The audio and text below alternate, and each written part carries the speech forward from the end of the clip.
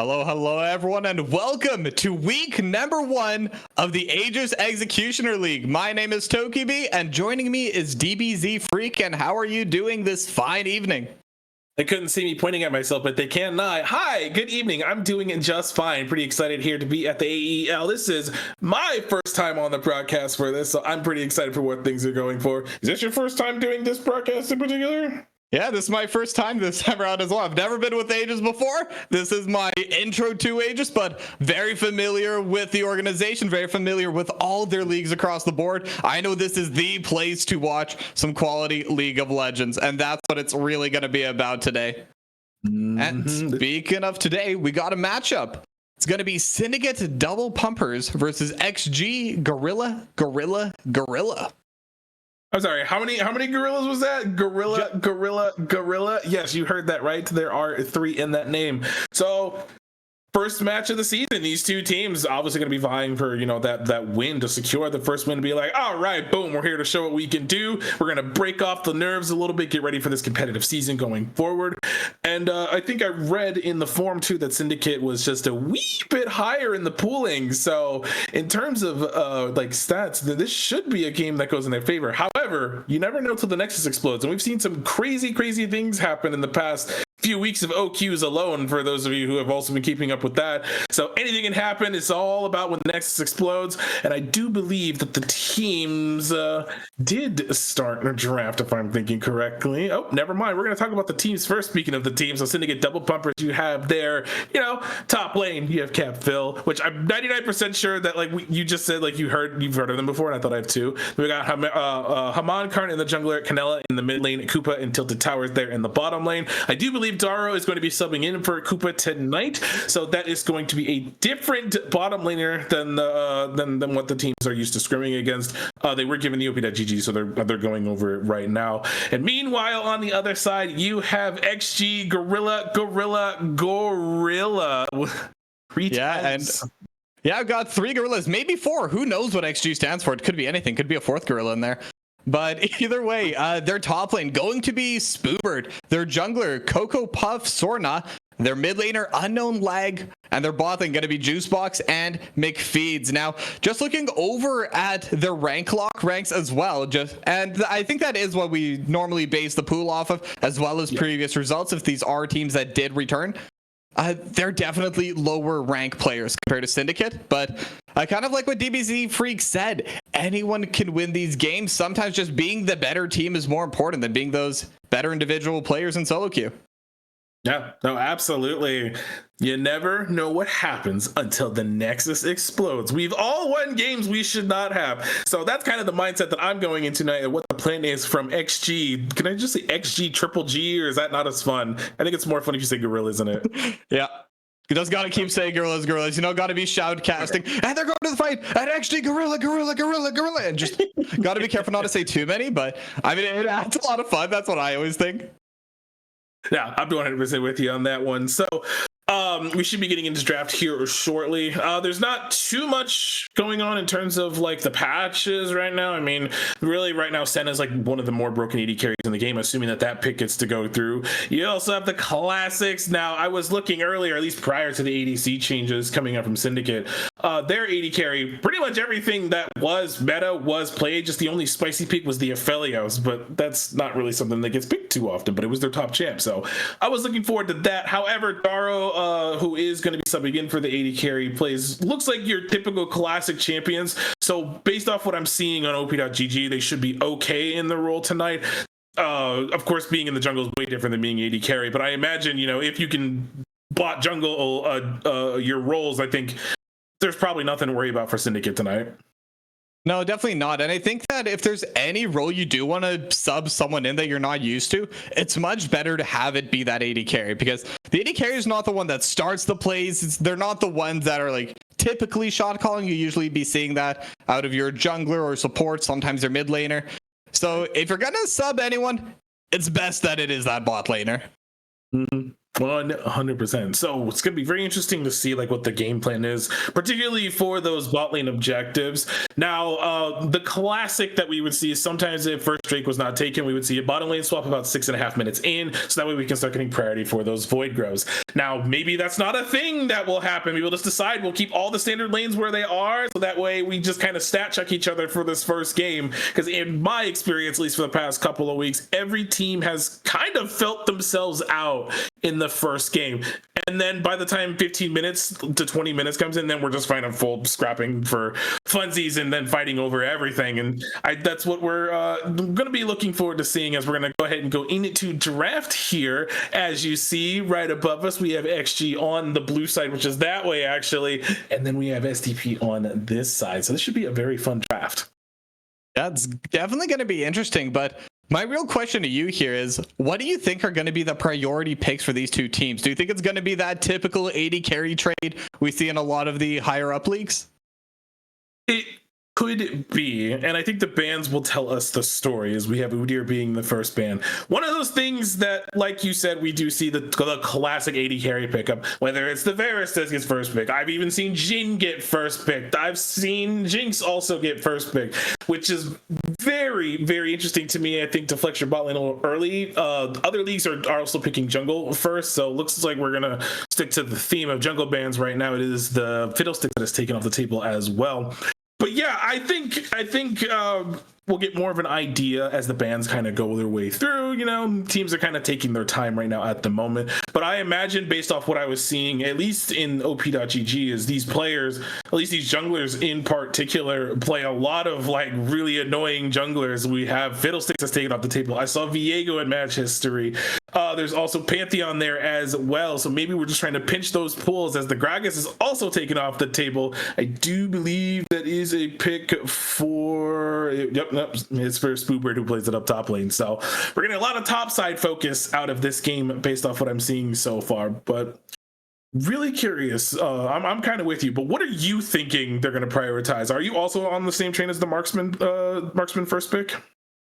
I think I am, because in general, marksmen right now, they're kind of harder to counter. I think even support matters a lot more in terms of matchup, but I do expect that typically a lot of them won't be banned, because for almost every single 80 carry, even if they're strong, there is counterplay involved. They're never going to be able to just absolutely take over the match. I mean, Fiddlesticks, well placed, going to be able to 1v5, no problem. Udyr, once they get ahead, it's impossible to take them down. They're going to be so tanky, they're just going to be running at you, and there's nothing you can do. Same with Nefiri. And then one thing that is interesting to me, though, just looking at these drafts right now, I mean, the 3 bans coming out from XG, those are all those kind of champions that can just take over games. Gragas less so, obviously, but that's still going to be a lot of control, still a lot of damage, and can just become that immovable rock in the top lane. But on the side of Syndicate, I think they're getting rid of champions that are just very difficult to play into and kind of change the nature of the game itself. As, see, marksman and number 1, the Jhin, going to be locked in for XG. So one of the things I don't like particularly about first picking Jhin is that leads red side to being able to draft more tanks, because the rule of thumb generally is if there are more than 2 tanks on a team, Jhin becomes kind of virtually useless the tankier they get. So that is something that I'm not too much of a fan of. This also means that they could pick up something like the Varus if they wanted to, you know, to kind of get that poke damage and not get close to the Jhin at all. Also, you have things like, why am I blinking so hard right now? Jinx is open. Lucian is another one that also can get into Jin's face. Twitch is kind of sleeper, I will say. Oh, sides are swapped. Oh, okay. So, I mean, everything we said is still valid, just for the other teams. Yes, so just everything we said, just go ahead and, like, not think about it. But we have the Nocturne coming in. We didn't get that first pick, so we'll probably get that there in a second. So okay, so it's Kai'Sa Nocturne. There's another one that I didn't get to. So Kai'Sa as well. So I think that's really good drafting so far from XG. Also with the Nocturne, you have that free backline access, and then if you can get that CC off with the Fear, then Kai'Sa can immediately be there with them, and then boom, you have a dead Jhin. So something that SDP are going to have to look out for. So with that, they'll probably maybe also pick their jungler right now as well, and then maybe I don't think you would pick top this early, but you might pick mid or support rather instead. So jungle support is what we're gonna see. So it looks like it will be the Nico. Really good setup, but of course the downside is Nocturne can't ignore that with his W shield. I believe it's the W shield. And just kind of negate all that engage that they can have. Now, that makes me wonder what else they're going to pick up from there. My assumption is something I was going to say like a Pantheon or a Sejuani to kind of be able to like get to or stop some of this nonsense from going forward, because Pantheon also, when he's accelerated, can be very influential on the map, can also ideally be the same places as Nocturne can. You just have to hopefully use your hands quicker than Nocturne can. But we'll probably finish off with the support pick here. It could be Nautilus, it could be Braum as well, but just something to be able to provide a little bit of frontline for this guy. So yeah, and I mean, Kai'Sa scales really well with just having more crowd control in the team, gets those plasma stacks early, lets her use that ultimate just getting onto the backline. And I mean, that's why you pick the Kai'Sa into the Jhin, because Jhin likes standing still when calling those curtains, you know? And once that comes through, Kai'Sa can just jump in, basically one-shot the Jhin before he can even respond. But in order to do that, you need to either be able to land an ability on him, get one of those plasma stacks, or have an ally do it for you, or have an ally provide you vision close enough that you can just jump in and delete him. But I mean, so far, I am liking that first pick with Kai'Sa Nocturne, and I'm getting word that it was Alistar that was the final pick there. So we wanted someone tanky, we wanted someone that can kind of disrupt the fights, and Alistar can definitely do it. And especially with the Pantheon already being locked in for Syndicate, Alistar is really good at keeping the Pantheon away from your backline, trying to keep the one-shot opportunity from happening in the backline. It's just a really solid pick overall with what they want to do, and it enables them to kind of decide when they're ready to finally dive the backline with the rest of their composition. Yeah, and I was just about to say too, I think from here we're going to see a bunch of mid lane bans, Sylas being taken off the table. I would imagine we're going to get Orianna or Aurora banned during this process. Those two champions have been put together pretty well. Oh, Xerath is a very interesting pick. Interesting. But also, I mean, if the lights are off, Xerath can do his thing and shoot till and they can't dodge. So that actually makes a lot of sense. Maybe a combo that they played against in scrims, or something that I didn't see a lot of games in their match history, but I could be completely wrong. And am I wrong? No, they don't have that many Xerath games. So very interesting that they're going ahead, that they're taking that off the table. I actually respect it. So we have the Taliyah and the Orianna. Orianna is not much of a surprise. Taliyah actually kind of is a surprise, but at the same time, maybe not, because that's another global ultimate that you have, and you can be anywhere as fast as the Pantheon can, so you can get to the other side of the map just as quickly as he can. Turn fights very heavily in your favor. And now that I said it out loud, that makes a lot of sense. So you know what? That's okay. So I was gonna say, you convinced me already, so you don't gotta keep going with that. I mean, it's really good to follow the Pantheon, and then at the same time, we are already seeing that their engage is basically just that small jump coming in from Pantheon. So that would be able to kind of negate that to some extent as well, as we do see the Ahri picked. So it does seem like XG, they just really want to dive the backline of SDP right now. Yeah, that's a lot of dive back there. My only problem right now with their comp is that they don't have that much frontline minus the Alistar. It will get to a point where Alistar can be very beefy, and it'll be, really hard to kill through him. But right now, he's really the only frontline that they have. So my brain is screaming we should either pick Cho'Gath, Scion, or Ornn here for the side of XG and kind of complete this little Exodia that they have going on.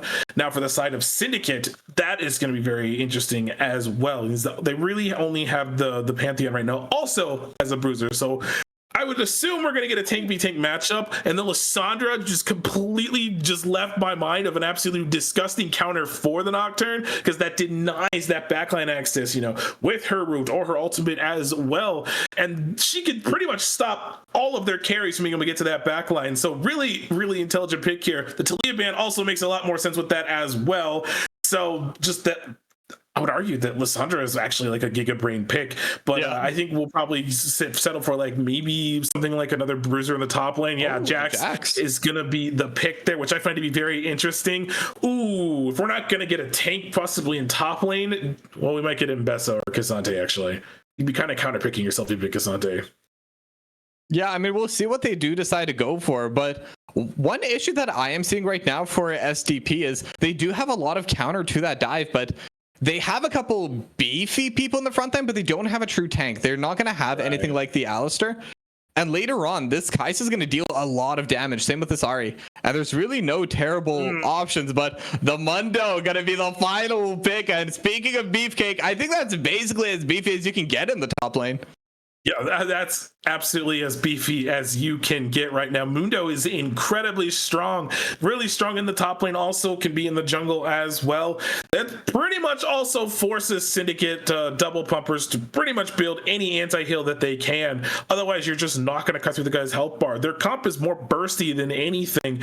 And with that sustain that this Mundo can have, so Spoobert on that pick and they're in the top lane could be absolutely nuts to deal with. Just saw it this weekend, actually, funny enough. I watched the Mundo bait 4 people in to the point to where a team lost the game because of it, and that was very entertaining. But this is going to be a very spicy game. I like way more, honestly.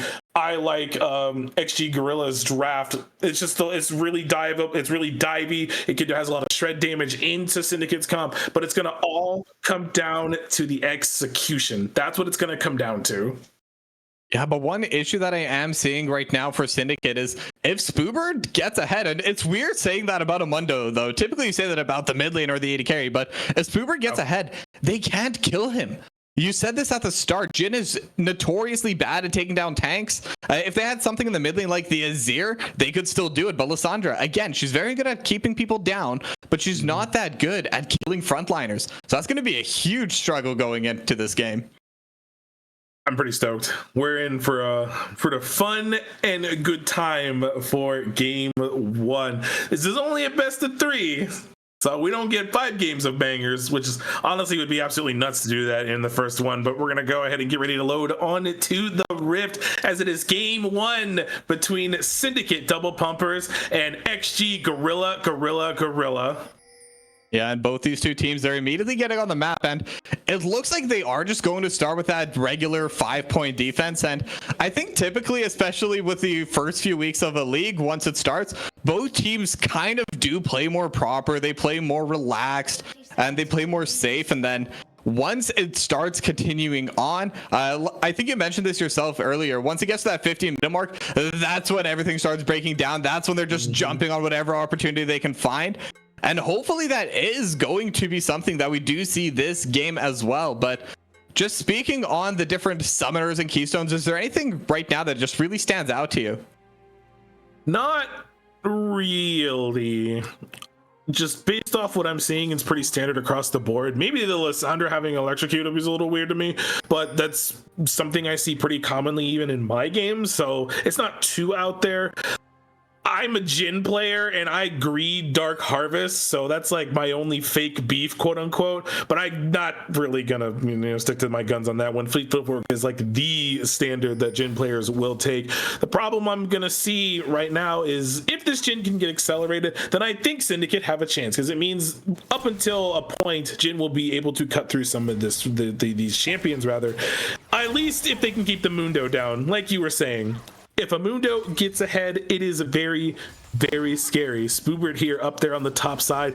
Gonna definitely be looking to start stacking up that health and then stacking up that armor. That once those Heartsteel stacks start kicking, it is a very painful time for any one of these squishies. Now, yes, Pantheon will build health. Yes, Jax will build health as well. But Lissandra might not. You don't really see Rite of Ages on Lissandra much anymore. And then Jhin and Nico can be absolutely one-pumped by this Mundo. So with that in mind, I think they're going to be trying to, give a little attention topside, I would assume, because we do have Pantheon here on the bottom side of the map right now, as level 2 is ticked over by the Jhin and Nico first. Not surprising, it's a double range matchup as Retail takes a tower shot there. But they understand, it's like, okay, it's a double range matchup. We just, not take too much damage. Kind of waited out a little bit. Our Nocturne is pathing down this way anyways. Now, there was a ward placed at the Raptor pit. It was just pinged out, so they might know that Nocturne is on the bottom side right now, and they should start playing with a little caution. Yeah, but it looks like an invade's going to be coming out of Hammond Karn instead, looking towards this Nocturne, but I think they may have actually just passed each other by, as a pretty big fight starting in the top side. Spoobert and Capsfill just going to be trading back and forth, and they're starting to get pretty low. But again, the bot lane, that's where this next fight really does seem like it's going to be starting, but it's never truly begins. I think both sides are still just kind of posturing, getting ready for it, but they do have bottom priority in favor of Daro and Retail Row. But now Captain Phil going into Spoobert is going to be able to land the stun, and Spoobert needs to try and get away, but actually doing a lot of damage. Flash already going to get used by Captain Phil, and just the briefcase is landing, and one more auto. First blood goes to XG. That grasp stack was nasty. Absolutely nasty grab stack, and Cap Phil is forced to flash too. I mean, Scoober didn't have flash, but I mean, the idea was to, you know, kind of flash out of the way and get those cooldowns back, maybe take the 1v1. But unfortunately, Spoober landing that briefcase and then following that with the E as well. And oh, we got a headbutt pulverize coming in, looking towards Rito Rorodaro as Coco Buster now is going to be in the area, but it's hard to gank pre-level 6 on Nocturne, especially if the setup isn't completely there. So nothing's really going to end up coming out of that play. Nope, nothing comes out of that play, and I do believe that Haman Karn did get the blue buff there, so forcing this Nocturne behind and, you know, kind of delaying that level 6, because obviously we know when Nocturne hits level 6, that is when the game really begins. So we got a little bit of a scuffler on the top side. I think the passive is up, so we'll just go ahead and take that stun off. But we see how much this Pantheon is invading this Nocturne, just kind of being a nuisance, taking those resources away, because you don't want this Nocturne to start hitting level 6, because when that level 6 comes online, it makes the game much harder for a lot of those immobile carries. In this case, it's really just the Jhin and the Pantheon and the Nico who are immobile, quote unquote, I will say, at least until the Proto Belt's done. Then, you know, Nico has a little bit of a chance, but Jhin completely immobile. Once that flashes down, is very vulnerable, and that's what they want to avoid. So really smart play here by Syndicate to delay that level 6. Now, we didn't talk about it much because it hasn't really been shown, and that's okay because directed cam is a fun time. This mid lane, it's a really close matchup right now, just the one CS lead. There hasn't really been any trading. The TPs haven't been burned as of yet, so they don't think they've reset either. But the mana is low on the Lissandra, so she is going to need to back off and spend some of this gold that she has. I would assume we're going to get a little bit of presence from the Pantheon here, as looks like Joey Spucks is going to take. Oop, that was so much close. Yeah, I mean, that double range matchup, like I said, it's just so difficult for them to deal with. And the CS lead is slowly but surely starting to grow for them. But I'm actually a little bit surprised that Haman Karn hasn't really tried to do a dive play. I know it's a little bit more difficult into an Alistar, but pre-6, they could even aim the Alistar and just get that kill for themselves. They have a ton of burst damage. They have the Ignite. But it looks like they're just going to settle with that little bit of a CS advantage in the bot lane. And the first dragon is spawning now, so maybe if they do have the item advantage, they could start looking towards that first objective. We're getting some resets out of these bottom lanes, and the Jhin is almost back to lane. We got a BF sword and a pickaxe coming for these two. I'm actually surprised that Juicebox was able to afford a BF sword out of all that. Okay, very, very, very nice done. So actually keeping up in the gold quite well. But not too much action right here, just in the top side. Both ultimates available for these top laners. Mid lanes are level 6 as well. Jungler should be in about the next minute or so. I wonder where we're going to have our first bit of attention, as Cap Phil went in. I think the Mundo is in danger. And actually getting those autos off, starting to get those stacks. But again, with both sides having their ultimate up, Cap Phil can definitely get the pressure on the top side. But I don't think there's going to be too much kill pressure. Unless Spoober just kind of overstays. The time to kill is just too long for Cap Phil to just fully get that kill on his own. If the jungler intervenes, if either jungler intervenes, I think top lane could definitely be very volatile. But right now, it looks like Darrow's going to get jumped on, but no follow-up from Juicebox either. Tangle Barbs will land with the flourish, and now Juicebox starting at pretty low, flashes away, but the last bouncing grenade will land. Okay. And now they're going to be chasing on to McFeeds. I don't think they have any more cooldowns to get the kill, but huge play coming out of Syndicate. I think it was a little bit of disrespect coming from Juicebox as well, just stepped too far forward. Probably tried to bait out the Nico clone for something, but they end up getting caught by all that CC, burned the cleanse late and the flashlight as well, so just ended up dying from the end of that bouncing grenade. It was really the first one that it was able to get off before the flash did, and just super unlucky. So that's a kill that goes over to the Jhin, and that's now a 400 gold lead for the side of Syndicate. And like I said, this Jhin, if he gets ahead, can be a little bit of a nuisance. Now we do have the swap from the bottom lanes. It's 8 minutes. It's it's Grubs time. That's the classic. However, we do have him on down here. Do believe that he started it, was kind of smacking him around for a little bit, but is here, and level 6 is on the junglers. We probably might see the 2-for-1 trade, but the Ahri has the first move. Yeah, and the mid lane first move is so important here. And it looks like XG, they're going to get the initial setup, but Syndicate has brought 4 members as well. And now the curtains are going to get called. And now they're going in. And Karn looking for somebody. Immediately going to get knocked over the pulverize. And now Unknown Lag just jumping between with the Spirit Rush. Karn is almost down. Killer Instinct comes into the back line. And Juicebox will be able to get the kill, but they've already lost 2. And Darrow going to be flashing in, has that 4th shot, and will be able to take down Juicebox. It's a 3-for-1 in favor of Syndicate. Now they're definitely going to get one of these, but I'm actually not sure who got the rest of the grubs.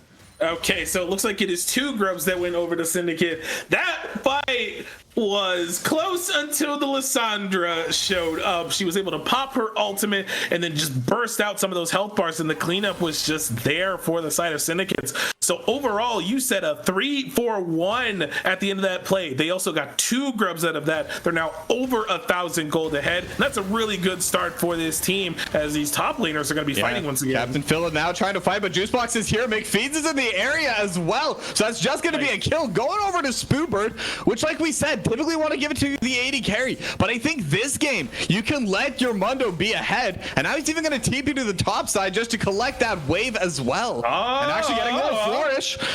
Going to go wide, and Curtain Call is going to be on cooldown, so Darrow might not have the kill potential here, but barriers available. Could in theory look to just go for it, get that 4th shot, I believe. Yes, and there it is. Darrow on a killing spree. Wave is going to be missed, but XG at the very least, as their silver lining, they will get this Chemtech Drake in the bot lane.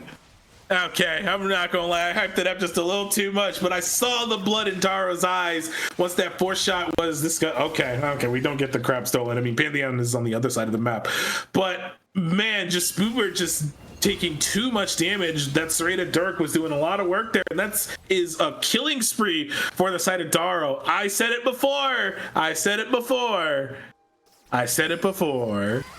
Darrow plays AD carry, therefore I was not worried about how this would go. And they have plenty of games. They're showing that proficient, especially onto this Jhin. The collector is done. If I had to imagine, I mean, the gold lead specifically on this Jhin's probably like over 1,000, maybe 1,500 gold at this point. As right now, Syndicate are slowly building their gold lead. We're about to crest over into the mid game here in a few minutes. As once again, we know. Okay, well, they're actually going to be trading instead. The tether is going to be there, and now the fear. Haman Karm is trying to back away. Spirit Rush coming in from Unknown Lag, and now with the paranoia as well, they're just gonna get this kill. Hammond Karn is just gonna get taken down, and it's a kill going over to XG. May have gone a bit too aggressive in that invade. Just a wee bit. The Ahri also burning the ultimate to catch up, and I think by that point Spoobert was already on the way down anyways. What's interesting is what I haven't talked about at all is the feats of warfare went over earlier. Is I'm not allowed to talk apparently. Yeah, apparently Spoobert and Captain Phil are gonna be fighting, but Cocoa Puffs or Nat is in the area. Captain Phil does throw down the ultimate, but again the tether's gonna be there, but flashed away. Unfortunately misclicked a little bit there on the side of Coco, and because of that Captain Phil will be able to get away, and it's a trade of flashes between the top lane and the jungle. And now over in the bot lane, Unknown Lag is starting to get set up. Spirit Rush is not available though. And the Headbutt Pulverize does not land, but it doesn't matter. Retail Row gonna get taken down. And there's actually a teleport coming in. Curtains are called in the back line, but I don't think they'll have enough damage for the kill as Juicebox gets taken down so low. But that's gonna be a kill and a TP forced out of Canela to make that play happen. Okay, just a gnarly scuffle happening on the bot side. Unknown pushing the mid lane and then immediately roaming down. Ends up being worth it. That's another kill that ends up going. Okay, we're just being cheeky now. Yep. I mean, Spoober just gonna try trading up a little bit, but I don't think either of these two are really gonna be going for the kill anymore. At least not 1-for-1. They're gonna go for heavy trades. They're gonna try to push each other out of lane, but I'd be very surprised if we get another solo bolo this game. Honestly, same. I mean, the Jax is starting to build damage. Mundo only has health, and with that Heartsteel not done yet, that extra bit of obnoxiousness just isn't there as of yet. Now we have some very good news of things that are going on, as the Scuttle Crab was being taken by Coco. Kaisa is on her first item. Nocturne is almost done with what I assume is going to be the Stride Breaker. We have the Nico here in the mid lane. But, yeah, looking for item lag. In fact, they're gonna use everything, but Spirit Brush is just gonna be used in response. Well, I say everything. It was just that one ultimate coming out of Hamkarn, but I guess just gonna be a trade of ultimates, but no objectives. Gonna be up for another 2 minutes, so they will both be available for that next big fight. And the thing is, too, is it's kind of hard to collapse on an Ahri unless you hard CC her, because if she just has a moment of clarity, she's just able to Spirit Rush out of there exactly like it was. Yeah, but now they're looking over towards McFeeds. Daro just going to be walking forward, but I guess they're not going to go for the Paw Blossom. They don't want to engage this fight, but actually the Unbreakable Will was not available. McFeeds could have been a target there. It is back up now, but obviously I don't blame the players for not knowing that. They don't have the information we do. As now kind of like trading with unknown lag. The orb going back and forth, dealing quite a bit of damage, but now it's going to be the Frozen Tomb. And the Flash gonna get burned from unknown lag. So another kind of individual victory coming in favor of Canela. Ooh, and the root lands there in the bottom lane, but no follow-up. So that is the flash down on the Ahri. Now, she almost has the Spirit Rush, so it kind of doesn't, you know, it's not that big of a deal per se. But she might be dead now. Going back in, but the Charm is going to land. And now with the Flash falling forward, they're both so low, but Autolag going to go down first. And they don't have vision. Cocoa Puff Sernet does not have vision of Canela, cannot go in with the Paranoia. So that's going to be a pretty major cooldown that amounted to nothing in the play. I think I'm going to chalk that one up to greed a little bit there for the side of Unknown. I think, you know, they wanted to clear the vision. You just can't get that close to an Alessandra because she has all of that lockdown, as Mundo should get first tower here. Should just end up taking this right off the map. This actually might be first tower as he pops the ult. Yeah, they're actually getting super low. Now this fight could actually see someone go down here. Spoobert and Caps Phil. There's a lot of space, but it's never going to watch over through the bot lane juice box. They will lose their tower here. Now Paw Blossom only going to land onto McFeeds. And now juice box. Killer Instinct is still available if they want to go through, but it's never going to go in. And Retail Roll will go down, and now the Flash is not going to land, but they have the auto coming from Daro. Now it's 2 versus 2.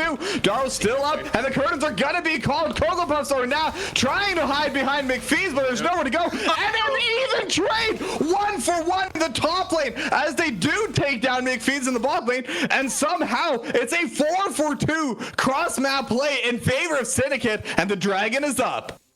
All right, so that was a lot of nonsense that just happened there. We had simultaneously both towers falling in the top and in the bottom lane. But my God, that bottom lane fight started out a little awkward, I think, for the side of XG, and then Syndicate was just able to capitalize on that play. They got 2 kills onto their Jhin. Lysandra wasn't even there, but Pantheon showing up there, burning both summoners off a juice box as well, and was just not able to get out of that CC chain, and then it was just all Syndicate from then on in. So they get the Drake.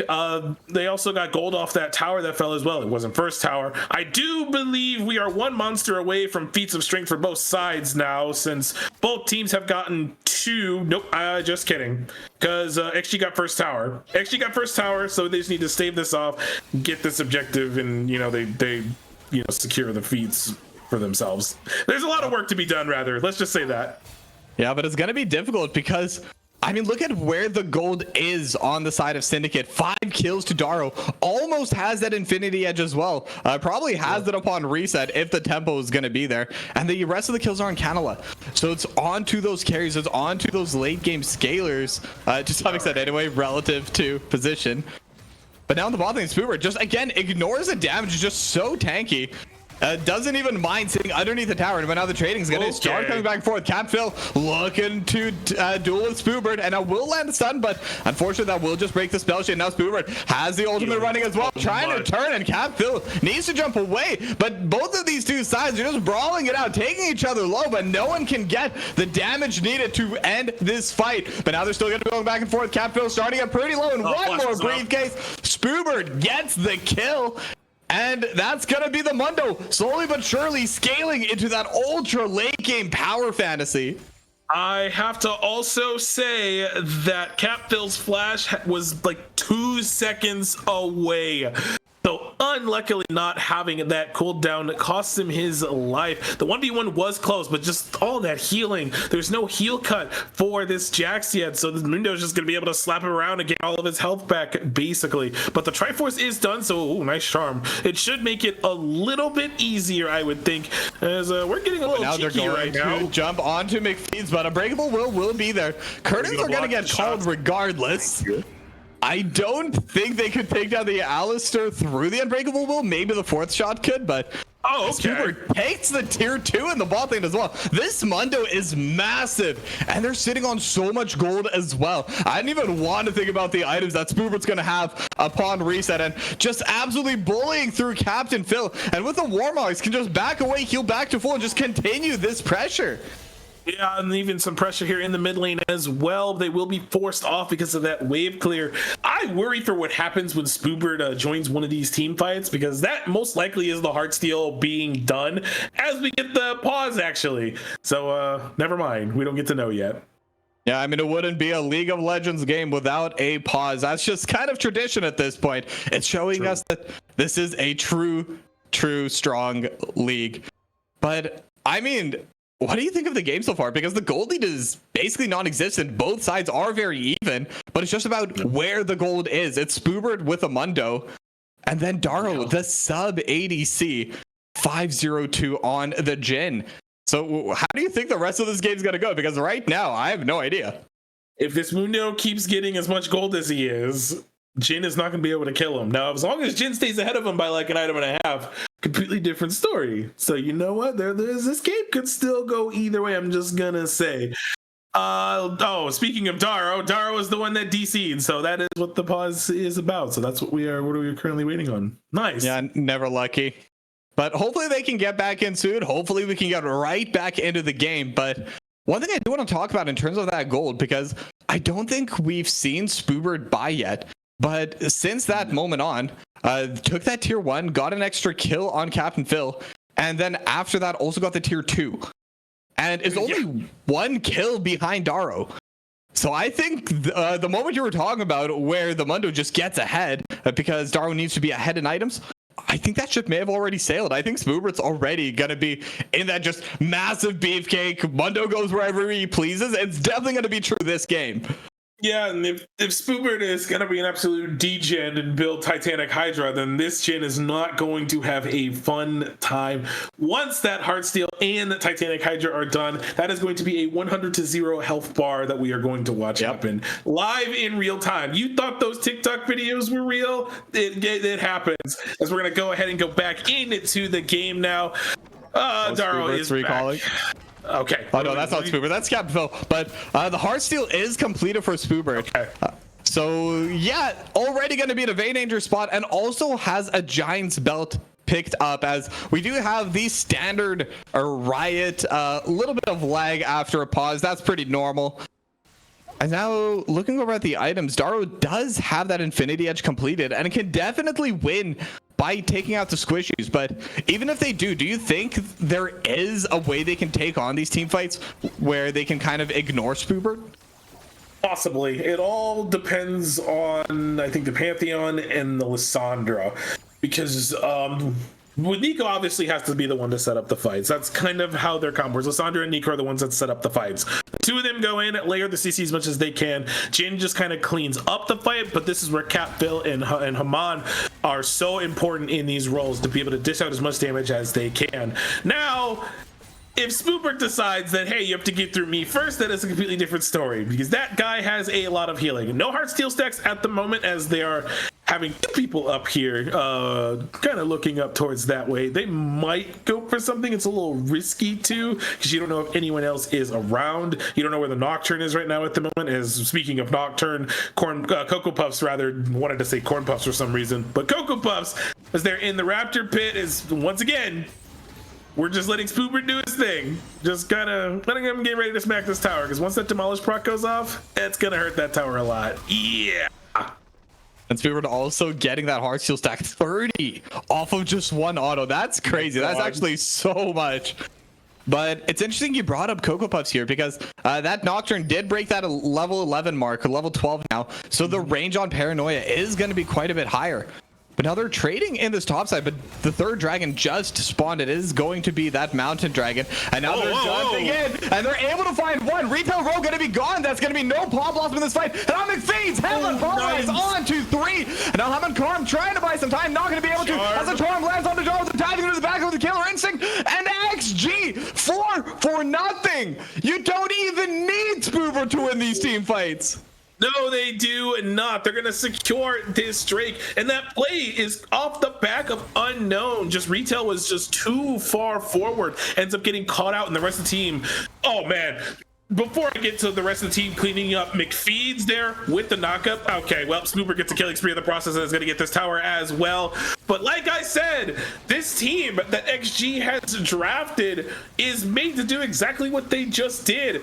Get that backline access. Retail was caught out. You just blow her up. Boom. You have the rest of your ultimates available to get towards that chain, which is exactly what happened. When Ari went in and the Kaisa was there, it was just easy pickings. So they get the dragon, what they just got just now. They're going to get the Otacon as well. They're going to find it, but it's going to be long gone. So they're going to reset, spend that gold, and they're feeling really good about where they are. Yeah, now Retail Row gonna try to cancel one of these recalls, but I mean, with everything said and done, that's probably the only thing they're able to get back. They might be able to take this tier 1 in the mid lane. And with the Herald, yeah, they definitely should be able to finish this off, but what a massive victory for XG. But TP, it is Spoobert. Let's see how tanky Spoobert is. They're going to be throwing everything down, but now they have in the backline the Paranoia coming in and will be jumping on a Hammond Karm instead. And now Juicebox does have killer instinct, but the Ferox Fire in the backline on a leg, just going between everyone with the Spirit Rush, already taking down 3. Penta? Nope, it's going to be the 4th kill goes over to Juicebox as Captain Phil is the last survivor in the middle of XG, just trying to get something back, but it's not going to happen. Spoobert going to get the ace, and that's a 5 for nothing, all in favor of just one mid-tier 1. That was rough, man. The TP from the Mundo, they kind of started burning on some of their abilities on the tanky Mundo. For a moment there, it looked all right, but once the Paranoia came in, we had the TP flank from Unknown as well, and man, the rest is just history. XG Gorilla played that fight so well. No one died. They pushed the entirety of mid lane in response. There's nothing else they can get for that, but that's okay. They're going to spend their gold after this fight, propel themselves further ahead as they have a 7,000 gold lead at this moment. Right now, I'm gonna ask you a question that I'm sure Syndicate's asking themselves right now, but how do they get back into the game? Is there a way they can get back into the game without XG creating some kind of mistake? Yes. Your Nico and Lissandra have to do the thing. They must layer their ultimates together. Well, let me rephrase that. Not their ultimates. You layer the Nico ultimate and the Lissandra W, and that way your Pantheon comes over the top, gets access to this Kaisa, maybe. We'll say a maybe. Because right now Juicebox only has Flash, and if you can get that down, that is a very, very vulnerable Kaisa, assuming the Killer Instinct is down. Once again, that's pretty much what they have to do. They have to do that at least twice, and then this game is winnable. Unless we also have a massive throw here at Baron in the next 35 seconds. Then, now they're jumping on Adaro, and the Spirit Rush almost on its own, dealing enough damage to delete this AD carry. Barrier was at least saved, and I think that is a good call because Daro was going down with or without it. And now Spoober threatening the tier 3 in the backline. Retail Row going to get trampled Flash as well, and now they're just gonna use everything. Retail Row gonna go down. Now Grand Starfall in the backline, they're aiming for Spoober, but Mundo does not care. Mundo's out sustaining too, and is still playing aggressive underneath the turret. Now Hammond Karm going to be the next to go down. Spoobert is unstoppable, and I think they can just end the game here. They're so tanky. I don't think they even care about this turret here. Canada could still try and look for a play. They're gonna pop the exhaust just in case, maybe buying some space, but they are going to go with the Ring of Frost, and Spoobert is down, and now the flourish not going to be able to land, but McPheeds is so far behind, is going to be slowed down, and now they're gonna have the curtains called. McPheeds going to be the target, but Dar just not landing those shots. Gonna get another Ring of Frost, but they just don't have any follow-up. In the end, it's gonna be a big shutdown. It is Dar taking on Spoobert, but that's all they got. They only got the 1 kill for that. And their base is in tatters at the end of the day, too. Both inhibitors are down. They looked like they were going to get the Nexus Towers, but kind of goofed a little bit by tanking Tower just a little too much. Now, unfortunately, they have a Jhin, so there's no shot they're going to bum rush this Baron that's up right now. I think if you have maybe a hyper carry that has a lot of attack speed, you beeline your way to the Baron and try to make something happen. But I think you're okay with the 1,000 gold shutdown that just went over. That should be the rapid fire cannon that is done for Daro. Wow, we got a little too hypey, and now the gold lead is just under 4,000. So just a little bit of silliness for that last fight. Yeah, I mean, it wouldn't be a true League of Legends game without it. And you're right, the rapid fire cannon did get finished off for Daro, so that is going to give them a little bit of extra range, going to give them quite a bit more potential of safely getting that kill, especially if you're able to land it with a force shot. Deals so much damage. But as for the 4K lead, not necessarily matters, but they're going to start the Baron instead. And they do have someone that has that attack speed juice box, has so much DPS, and they're just looking towards Spoobert. I'm not even sure if they're aware this is happening, but right now they're going to be trading back and forth. Spoobert and Captain Phil just kind of whacking each other, but the Ghost's going to pop, but the stun will land instead. But they're just not able to chase down this Mundo. This Mundo still goes wherever he pleases, and he pleases to go back in. Spoobert still trying to trade. Hammond Karm is in the area as well. But it doesn't seem like they're gonna be able to continue this fight. They will be taking the dragon in the meanwhile. Guys, your base. Yeah, but XG, there he's getting ready. They're in the top side now. Spoobert looking to jump on to Captain Phil. Just needs to land one more briefcase as the healing will come through. The spell shield is there, but Spoobert gonna be able to get the kill. And they're only now recalling they got the dragon, but they've already lost their third inhib, and it looks like they're gonna be aiming to end the game. Pop Blossom only gonna land actually on a 2. They're able to find it, but they're gonna have the Zanyas. And meanwhile, the backline catalog gonna be going down, trying to find Juice Box, but they just don't have the damage for it. And now I don't like gonna force the protocol to go away, but almost goes down. The flash has to be burned, but Coco Puffs is able to find Hammond Karm. They're able to find the 2 turrets, and they just need one more hit, but it looks like they may go for the dive instead. Oh my God. Going to get taken down. Will trade for 1, but it's game number 1 going to XG Gorilla. That was the classic case of we are trading dragon for our base. So the Baron was taken on the other side of the map, and then for whatever reason, Syndicate stayed on the bottom side trying to kill this Mundo. If you were aware the Baron is happening and you hear it go down, you should probably either forego the Drake, because either they're going to come down and you lose that fight anyways, or you just go back and defend your base because you have 2 inhibitors down. But it turned out that Syndicate decided to keep going for the fight, go for the Drake, delay their recalls, and XG was just like, all right, so we just win now, I guess, and here we are. They're up 1-0 in the series. Yeah, that's all they needed. And I'm wondering if that was maybe them trying to get the objective bounties, maybe. And like you said, Jhin can't take Baron, but the same issues there with Dragon as well. You can take it, but it takes so long and they just lose their base in the process. But with that being said, that's the end of game number 1. We're going to go to a short break, but when we come back, we're going to continue this AEL action. So don't go anywhere. We'll be back soon.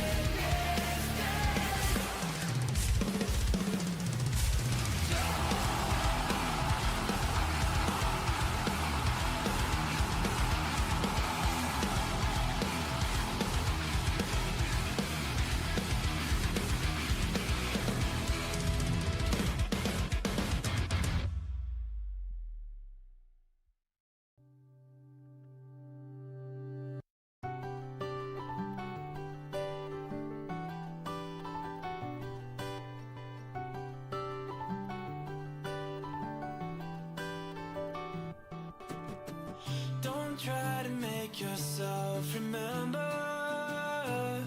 darling. Don't look for me, I'm just a story you've been told. So let's pretend a little longer, 'cause when we're gone, everything goes on. You were staring at the window, and I said, I wanna take you to the sea. And when I'm better, we'll do everything. I gotta stop making promises I can't keep. But if I was gone tomorrow, won't the waves crash on? Is it selfish that I'm happy as we pass the setting sun? Someday I'll be overcast, but you won't have to cry, 'cause we'll do the grieving. All right, and we are back with game number 2 between XG and SDP, and this time decides our right to start. XG is going to be starting on blue, but once again, I am joined here with DBZ Freak, and what are your thoughts going into game number 2? I don't think the bans will change, to be honest with you. I still think we'll see the same first 3, but now I wonder what the new first pick is going to be. I am very inept at my job, and I forgot if this is fearless or not. So It is. Full fearless. Okay. So we don't see any of those chibies from the previous game. So we're going to get all new. So what do we do now? Because XG obviously showing us that with their draft in that first game. Oh, hey, there they are. They're right there. Yeah. Nice. All right, cool. So yeah, there we go. That answers that question. Anyways, so we saw what fun things that XG could do with their drafts in the previous game. Like I said in beforehand, Syndicate were just not able to stave off the inevitable Mundo Ultra Tank, and just they were outplayed in a lot of the team fights as well. So it's going to be interesting to see what SDP have for this game too. Now, typically, if you pick red side, you're saving a counter pick. Usually for the top side, it could be mid as well, but it's generally top side. So really curious to see what they have in mind and like what they're cooking up in their head for that. This could be a very, very interesting second draft. Yeah, definitely. And I mean, it makes a lot of sense. Captain Phil did get worked a little bit in that top side. I think there's no denying it. No flame to the player. It's just sometimes that's the way it goes, especially with the matchup that they had. It was a very difficult matchup for the Jacks. But this completely irrelevant, and I just need to say this or else I will just go and leave my mind. But look at the champions below me. They're all blue and purple. How did I not notice that in the original draft? All right, I think because we have the full champion art, so it's like we get more than just the one color. But now with the little icons, we get just the one. So hey, I like that. So interestingly, I said there should not be much of a change in the bans, and I was mostly correct, except the Cassiopeia up there is a ban. So that implies to me. Was it banned in game 1? Yeah. I think was it banned in first phase? Yeah, I can guarantee it. I'll pull up the mod. Maybe I'm insane because I guess in my head I have a Yone pick like spiraling in my head. I think because it was on this side of my monitor, I was more focused on like whatever was going on, but that makes sense. But usually with the Cassiopeia ban, like I said, it kind of implies that we're gonna have someone that can move. It's either going to be the Aurora or it could be the Silas. If that somehow magically gets picked up this game, it was banned in the previous game. But XG going to first pick the Jinx, which makes a lot of sense. I mean, it's, again, the first pick AD carry. Jinx, when she gets ahead, is really obnoxious and it's a really strong hyper carry, and usually the next best ADC that gets picked after Jin's taken off the table. So XG already have a game plan in mind. It's we want to steamroll this game, get this Jinx far ahead as she can. The rest of the draft will tell us exactly how, but we want to get her ahead and we want to win this game quickly. Yeah, and the interesting thing about Jinx is you get quite a bit more option with your support. Because Jinx uses basically every single enchanter super well. Jinx, or with any tank, I mean, tank support is always going to be good. There's never a scenario where you don't want one. As an AD carry player myself, I will tell you, you just love having that front line. But that is a Ziggs. Now, could be bot lane, could be mid lane. and definitely going to be a flex pick. And speaking of flex picks, Shen, I've seen quite a bit of Shen support as well. So this could be top lane Shen, this could be support Shen, and Syndicate not really showing too much in the draft, despite already showing 2 heroes. Yeah, and kind of looking through Daro's match history, there's not a single Ziggs game. So that is very interesting. And I'm trying to find out do they play that? No, they do not. It is not in their match history. Neither in Canellas either. So really spicy pick coming through. The Jarvan is going to be the pickup as well. Oh, are we going to do Aurora or Orianna? That's the question there, because now I'm wondering what kind of a trapdoor we kind of got going on. Well, Xerath was banned in the previous game, so maybe they decide to pick it up now, pick something up early. That is an option as well. But SDP, like you said, they haven't really shown us like what they've picked right now because of both of these flex picks. It's most likely a Shen support because that is like the popular pick right now. Ooh. And there's one of the enchanters that you mentioned, Lulu being taken up off the table. So they're gonna go ahead and go with their support pick right now. Again, and she's really good at being able to stop Shen from going in, because once that polymorph hits, the taunt is useless. Someone said, "Here's my Yone." Oh, there's my Yone. Hey. There's my Yone. Yep, the Yone is going to be locked in this time around. Now, that's almost definitely going to be a mid lane Yone. I mean, very rarely it is seen in the top lane. I'd be very surprised if it is going to be pulled out on the top lane this game, but some pretty interesting team composition already coming out from Syndicates. I mean, they do have a little bit of a wombo coming in with the Fate Sealed and the Mega Inferno Bomb coming out from the Ziggs. There is a lot of damage, but it is a little bit harder to synergize. There is that cast time, that travel time. The Mega Inferno Bomb isn't the fastest projectile in the game, but could definitely be a pretty solid option as we're seeing the next bans come out, the Talia and the Gwen. Now, that definitely was not banned in the previous game. Implies we're either about to pick Asante or Camille here, and then that's what I'm wondering. That's what I'm wondering, if that's what we're gonna get. It could be Scion too, actually. That is another option. Yeah, okay, yeah. So there's 4 pretty solid picks I could see. Mbessa being banned off the table makes a lot of sense here. They took the Talia off earlier. Now XG, maybe we ban another top laner here. Maybe we ban a mid laner as well. There's still so much open that they could end up playing. I'm also wondering that because they banned the Yone, do they ban... Actually, the only other champion I can maybe see them banning here is Rumble. If this is Yone in the mid lane and Ziggs in the bottom lane, this should theoretically be a free game for either Canon or Mundo, I would assume. They could if they wanted to. It's just Shen and Yone are going to have most of the damage. Okay, so the Aatrox taken off the table, so never mind. That whole point is moot now, so ignore me. Yeah, but insta lock for the Nautilus in the support. So that is a Shen top and a Ziggs 80 carry. So that part's already shown, and it's just the jungler left that they haven't shown. Though, in theory, okay, if we really want to get spicy, the Shen jungle has been theorized for a while. Some players have pulled it out. I'd be incredibly surprised if that's what we see today, but the odds are definitely there, and the beefcake gonna get locked in. It's the Cho'Gath, and we mentioned every single beefcake, and somehow we missed the one that they picked. No, I mean, just kind of slipped through the cracks for me. So very interesting that they picked this pick up. Wonder what mid lane we're gonna get as well. Silas makes just way too much sense, so you can steal the Stand United and also use it against them. Same with the Nautilus ultimate and the Mega Inferno Bomb. There's just a lot of good ultimates for I'm already blanking on their mid laner's name. Why am I already forgetting? But XG's mid laner, it was banned away from them in the previous game. So now on that pick, which means this is going to be not a fun time if a lot of the ultimates end up getting stolen. Now, SDP have 1 pick left. It is going to be the Rise. So Rise top. So it is. Wow, you're right. It is the Shen jungle. How about that? It is the Shen jungle. Could be Nautilus jungle. Okay. Let's scale it back a little bit. I mean, it could be, but I really doubt it. I mean, Shen jungle. Okay, that one. Mm-hmm. Yeah, I mean, gotta go back a while. I mean, I did have a Thresh jungle in my games a couple days ago. Rage quit at minute 2, so we're not gonna really take it into account.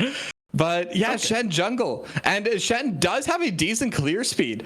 Surprisingly, it is something that can absolutely go through all of these camps. Obviously, with level 6 Stand United, you can join the fight whenever. And typically, there's that trade-off where when you use that Stand United, you're going to be behind the pace of the game because you're going to go from top lane to the bot lane, try to save your AD carry or whatever, right? But If you go down there and they just back away, you're losing on the top side now. That does not exist. That weakness does not exist in Shen jungle. So that is kind of the theory behind it. Has a good clear speed, scales well, doesn't get punished for using Stand United. So that's kind of the reasoning for it. But outside of that, Rise also really strong right now. And yeah, I think I like both these drafts. I don't know about you here. I'm just laughing to myself that this is the freest Silas game ever right now for Unknown. I mean, you could use the Fate Sealed if you want to, so you can gap close pretty easier. You have the Shen ultimate to protect one of your carries, especially, I mean, looking forward protecting the Jinx or the Jarvan, I would assume. You have the Rise ultimate you can stake so you can get to places also as well, so you don't have to burn a teleport if it gets to that point. Ziggs ult, Nautilus ultimate, need I say more? Syndicate double pumpers are cooking this game. This is going to be a very interesting game going into this. I mean, we might have a series evened out, or if XG Gorilla keep up that momentum, this should be theoretically a game that goes in their favor, because I do honestly think the Syndicate's draft is a little harder to pull off. Yeah, I mean, it's definitely not standard, and even if they do scrim with it, it's not something you really practice in solo queue too often. Just in general, Ziggs bot lane, it is common with some players, but it's not something you see in general in your day-to-day bot lane, right? And then same with the Shen jungle. I mean, I could even see some players just absolutely dodging once that comes out, just rage quitting. And because of that, it may be hard to practice, but either way, we are loaded in, and we're heading into game number 2 between XG Gorilla and Syndicate double pumpers. And both sides, at least for now, looks like they are just gonna go right back to that 5-point defensive start, and we're just gonna have to wait for the lanes to begin before the action really starts taking off. We're just gonna chillax here for a second. We're coming off of a pretty hype game 1. We're gonna roll it Captain back. Phil, you want items? What? Oh, are Yoni's trolling? What are we doing? Captain, go. Is anyone on his team pinging him right now? Like, hey, you don't have items? Buzz, all right. So we have a Yoni with no items. We have pulled the World Finals rookie and have no items going into lane. So maybe that will get rectified here in a second, as Cocoa Puffs will walk into the jungle going for a ward. Yeah, here, and it could be a trade. Doesn't seem to have the taunt available right now, and Spoober just going to be able to walk up and kind of prevent anything from getting started there. But Unknown Lag going to immediately go in, just going to trade with kind of like gets that proc. And interestingly enough, it's going to be Spoober that's recalling on the map as Captain Phil stands strong in lane. And clearly no one on this side notices. I'm wondering when it's finally going to click. Oh, I don't have a Doran's item. I don't have a potion. Probably. As I don't lag, actually going back in, and look at those trades. Canada already at a 3rd HP, has the potions, but we'll probably have to start chugging through them pretty soon. Oh boy, so that is an Electrocute Stylus. I just went up against this recently and it was not fun. Did exactly that and was nuking my health bar for no reason. Level 2 now being hit up there in the jungle, so the Shen is getting a little bit ahead. That is an unsealed spellbook Shen that is on my screen, so that's going to be very interesting. Very entertaining for sure, but weird. But I mean, but you wouldn't take grass, you're not in lane, so it makes sense. Oh, but the dredge line does land. They're looking towards juice box, but they don't have enough damage. But I mean, that's still going to be a 1/3 of the HP bar gone, and that's also going to be barrier. Yeah, so both of those are down. Nice little bit of trade. That's the Nautilus classic. You hit 2, you go forward, and you try to get a summoner spell off. In this case, it was the barrier. So saving that flash, crucially, I will add, because Jinx without flash cannot move or play the video game ever.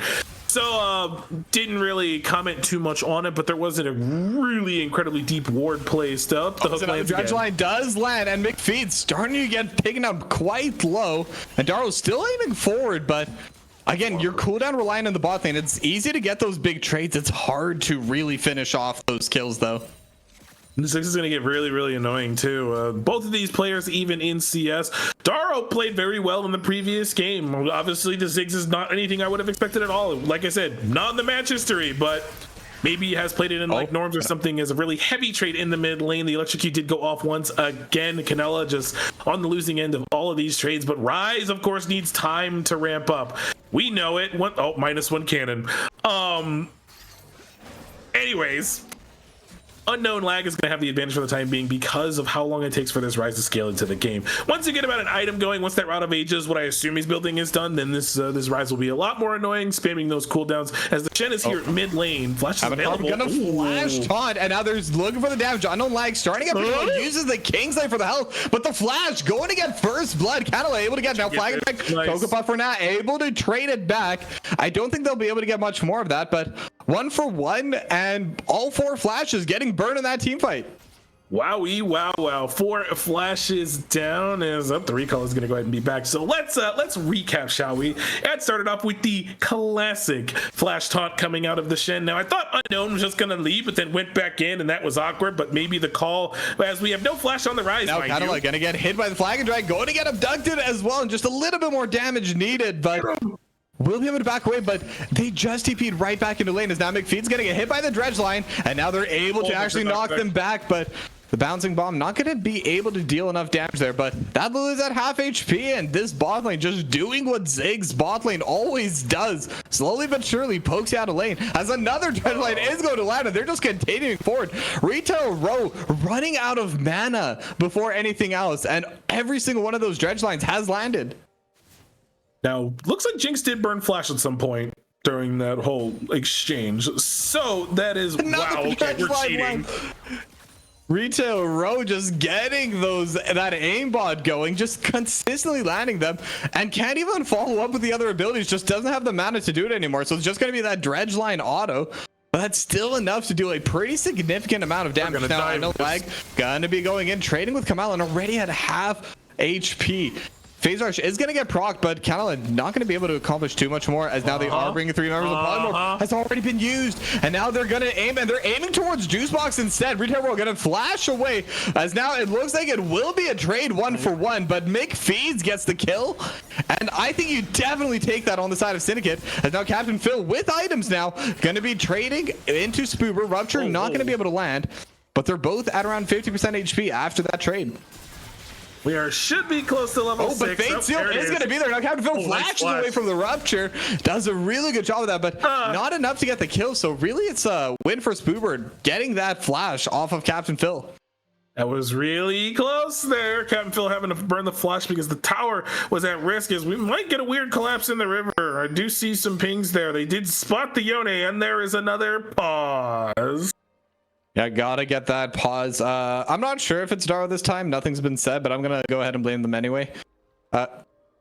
Yeah, and with all that, I mean, it's been a pretty interesting start so far. I mean, the bot lane has just been absolutely dominating right now. That Nautilus is yet to miss a single hook, just non-stop, running out of mana before running out of targets to aim for. I think I'm playing Nautilus wrong. We need to check him PC, because every single hook has landed and has gotten something out of it, out of the trade, whether it has been a summoner spell or just a heavy damage trade. So all in all, just a lot of pressure in this bottom lane. And we saw the dive come through as well with that poke. You have the Ziggs poke just able to poke them well, whittle them little by little, and then Shen can just be like, it's free real estate, so I'm going bottom lane now. So ends up coming bottom lane, getting a kill there. Did end up falling. That was a little unlucky. As there's actually Captain Phil gonna go down, and that's gonna be Feats of Warfare going to XG as we get our typical paused freeze frame, but this time it was done for emotional effect, and that's gonna be in favor of Spoobert, as we may need to do a bit of a reset there before we get back to live feed, but we're backing it up. Okay, yeah, that's what we're doing. Looks like we may get the replay here of this fight. Right now, both sides, they are just kind of grouping to the mid lane, and Captain Phil, yeah, just eating that honey fruit and just caught in between. Rupture not going to land, but there's just nowhere left to go, and it is going to be, it actually wasn't the Feast that got the last kill, so no stack for Spoobert. But I mean, that's still going to be a kill, and that's still going to be the goal is going over to XG. Yeah, there it is. I should use it on him when he gets back to lane. There is no TP available. We now have a Silas with the Nautilus ultimate that is really terrifying. Be a little careful there, laddies. As we decided we're gonna go trade a little bit, but we should just be careful. You know, you don't have really any presence on the map right now. Your Jarvan's not level 6 yet, too, but Shen is level 4. Also, he has TP, so that's kind of hilarious, actually. But we now have a level 4 on this Shen. It's level 5 going towards 4 the Jarvan, so that level 6 should theoretically come through first, as Jarvan will have the faster clear speed. Also, that kill from earlier, or that assist from earlier, can help as well. And it's looking pretty good. It's about 400 gold in favor for XG. Like mentioned as well, as no flash here on anybody if this hits. Up there goes. Going to land. Darrow still not level 6 though, so they're not going to be able to threaten them too much. As now this time around, Juicebox actually trading pretty heavily backwards. Only has the cull with the Dorans. But now another Dredge Line is going to land, but the Flag Drag gonna get used with the Cataclysm as well. They're able to find Retail Row, an unknown lag going to secure that kill for himself. And now the TP coming through. Who is it? It is going to be Hammond Karm. Just go to block everything for now. It's still gonna get knocked up. Depth charge was used there. And now Hammond Karm not gonna get hit by the chains, but I don't like the turret shot not gonna come through. So it is just going to be a big play for XG. They get 2 in the bot lane, and then they're able to return as the bomb. I don't like going to burn down. I think that was Scorch in the end. Or either that or it was the Faded Ashes, but Darrow gonna be able to get something back for the team, but still a 1 trade going for XG Gorilla. Okay, so at the end of the day, it ends up being, like you said, a positive fight for XG Gorilla. However, we draw your attention to the middle lane right now. That is a Ryze who has been there for about a solid 40 seconds. Got a lot of minions off that and got a plate as well, almost 2 actually. Might get the second plate now. So with that death of the Silas, there's no shot we go for this, right? Okay, never mind. We don't. Oh, okay. For a moment there, I was like, there's just no way. I don't like it. It's gonna go in though. Not gonna be able to land the chains though. That definitely could have been very dangerous for Canela. Does have no flash. They could have gone for something. However, Retail was on the move. We got the TP coming out of the Ziggs right now. I think the play here is, save the Ryze. Get ready for this Drake. We're probably not going to end up getting it. Now the Cho'Gath is moving down towards the top side for these Void Grubs. Unknown. Okay, I was about to say, we're being a little cheeky. It will take them a hot minute to do this Dragon because it is just the Ziggs. Shen can only swing so hard. But they should go ahead and secure this first Drake. They do spot it now, and this should be opened up for the classic Void Grubs for Dragon. No! It's gonna be traded! Juicebox managed to get the rocket, and that's gonna kind of negate that drain quite a bit. It ends up being just for that 1 play that Canela basically already had. That's a massive opportunity that kind of went wrong for XG, but now Retail Row gotta look to trade it back. They're managing to get onto McPhee's, but not going to be able to get this outcharge bounce in the backside, as now Kamala going to be trading with Cocoa Puffs, but now the Shed is going to be here, going to be able to get the taunt as well, but Flag and Drag going to get used defensively, and they're going to be able to back away, but like you were saying, Canela's starting to scale here. Yeah, Canela is going to be very obnoxious on this Rise. The Rite of Ages is about halfway done, halfway stacked-ish on the tier as well, as we're collapsing probably onto this Jarvan that they are spotting on the ward there. Now, there is an ultimate available. Oh, the flash is short. Yeah, not going to be able to find their range, but they will still be able to take control of that bottom jungle, as now Darrow will get the plate. MVP minion with that 1 final hit to end its life. But that's going to be a lot of camps stolen away once again, but Hammond Karn is pretty behind in terms of CS. A little bit of payback also for being invaded in that early game. Not surprising that Cocoa Puffs is ahead. Oh, yeah, the chains are going to land, but they may not be able to fight, but Hammond Karn is going to be here, and Flash going to get burned by unknown lag. I don't think they're going to be able to continue, as Spoobert once again do the same thing as in game number 1. Just gets that beefy tank, already has the Hearts as well, but Fate Seal not going to pull underneath the turret though, and now they're going to be trading just back and forth for now. Captain Phil actually doing pretty well, and the Stand United is going to be coming through from unknown lag, and the chain's not going to be able to land. It is going to be that flash, as now Hammond Karn is going to be here, should have the shadow dash, and that's going to be landing there, and Captain Phil going to be able to get the kill as McFresh starting to get pretty low as well. Stay with unknown lag. The flash is going to be there for the Rune Prison, and 1 more EQ combo, and Canela gets the kill in the top side, and the bot lane pressure just continues to flow for SDP. For a moment there, like there is hope maybe for the side of XG on that fight because the Shen ultimate was available, but unfortunately the health bars were not high enough. Oh, but the drag is gonna land, but the wild growth is gonna get used instead, and Daro just gonna get shut down. And again, Juicebox not allowed to get a kill. Cocoa Puffs or Nat just gonna be securing it for themselves. Yeah, that's why you heard me kind of groan a little bit. I think we could have gave the kill to the Jinx. Daro knew he was dead, so a little bit of that is is nice relief for the Jinx at least, because 20 CS down, not unexpectedly, because that is just the classic. You have this poke coming out of the Ziggs. You can't walk up because Nautilus has a magnet on his hook. So you just are forced to give up so much of these resources. But now the chains are going to land onto Canada, but Retail Row and Cocoa Puffs are going to be here. Stand United coming through as well. Shadow Charge should land onto two. Only going to land onto one, but Unolag is going to be gone. And they have the root onto Cocoa Puffs and just needs a little bit more hits. And Hammond Karm going to get that kill. And Canada is really starting to get ahead. 3-1-1 on this rise. We're starting to disrespect to the Shen ultimate timing just a little bit there. You just kind of, okay, I would have been tilted to 4 McFeeds if that hit, but you just kind of have to assume, if it's been a hot minute that it's been used, that the Shen ultimate is always available. You have to always assume that he can just be there when you try to start a fight, and they just are immediately at a numbers disadvantage, so they both end up falling. At this point, I say that SDP are getting to a point, or getting in a comfortable position. They're ahead in gold, about almost 2,000 gold, just barely over 1,500. But they just need to keep this momentum, keep up this poke, getting these nice little standing objectives, and then they'll be able to give themselves first tower. Now remember, from earlier, Void Grubs were taken, the dragon was stolen by Jinx Rocket. That put XG at 2 monsters for the monster slaying feat. They got the 3rd kill one earlier, so if they can secure this streak, that puts them in a Row gonna find McFeeds, able to get the stun, able to get the knockup. And the Mine going to be able to bring it back as Mega Inferno Bomb going to come through, but it's not going to deal enough damage. As now Captain Phil is going to get that redemption, actually. And now with the Fate Sealed, going to be able to get back to safety. And now another hook going to land onto Juicebox. And it's just, we've seen one hook miss this entire game. I wish we had a way of seeing exactly that statistic, but it must be in the 90% accuracy right now for Retail Row. That's absolutely disgusting. They might force them off this tower here. There should be first tower falling. Plates are gone. They have fully pushed the wave in. I assume Ziggs W is up right now. Yeah, there it is. They're going to secure themselves first tower.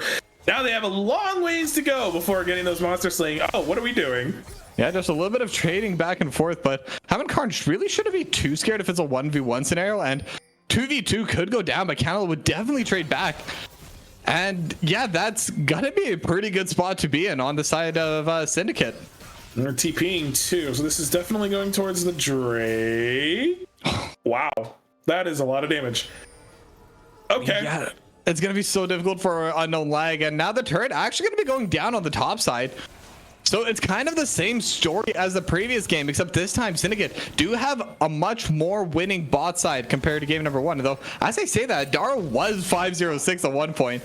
And now Spoober and Captain Phil, they're going to prevent that TP from coming out. And that's a really good play. And now the Dragon is going to be there for STP. And now Juicebox, again, the dredge line never misses. Wild Growth is going to be there, but it doesn't matter. Canada has more than enough damage to just finish off that kill.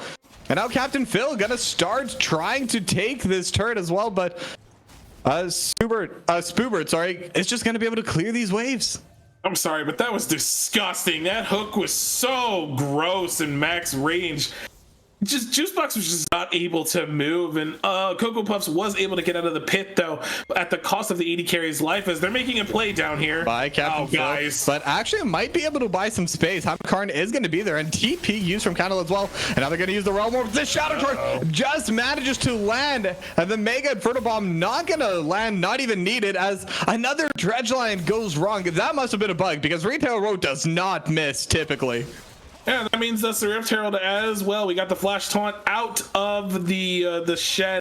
Once again, we are taking what we think is a numbers advantage, and we forget the Shen ultimate is a thing. So he can be there, and then they instantly lose the fight because of it. That's the second time that's happened right now. Overall, I would say Retail Row is 100% carrying this game, has not missed a single hook. Daro has been pretty much in a winning position the entirety of this game to be able to have this much farm. So without Retail Row on this Nautilus pick, I think this is a very different game. I'm gonna say it. Yeah, I mean, I definitely agree with you there.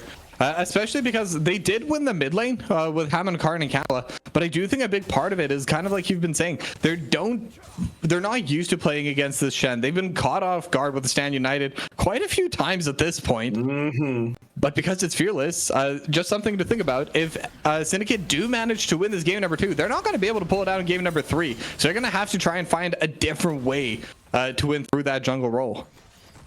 Which is very interesting. It makes sense why they let the Silas through as well, because STP did ban it in game 1. They felt confident enough to leave it open in this game with this draft. And so far, mostly what we see out of Silas players with these access to all of these ultimates is Silas kind of just runs the map, but Unknown has not been able to do that. They bullied Unknown a lot in lane as well. Does have the Rod of Aegis, so it's going to be a little harder to burst out with getting that little bit of extra health. Rises on 2 items though, however, and when that tier is fully stacked, that is going to be a Seraph's Embrace Rise. You are not getting through that guy's health bar. It is going to be very, very hard for this team to take out Canela. As okay, took a little bit of a tower shot there, but there's a lot of presence up here. Yeah, I mean, both sides just kind of grouping topside. There's no objective up for quite a while. But it looks like both sides were maybe thinking of some kind of engage starting up here. But they are going to be able to retake control for now as Retail Row looking for the dredge lane, and again, just not going to have the range. So no team fight going to be starting out here quite yet, but with Dragon spawning in 2 minutes, it could definitely be sooner rather than later. And a lot of juggling around right now. I think just kind of looking for information. And that information is we are going to dive this Silas most likely, as we have the Nautilus and the Shen up here. It looks like Unknown is aware that this is happening, will back off. This should secure them this tower, but there is the backup of XG around. I think this is just a very hard fight. Maybe if they start out a fight with the Shen there, I think they're fine. The problem is you have the Zigzal just coming overhead is...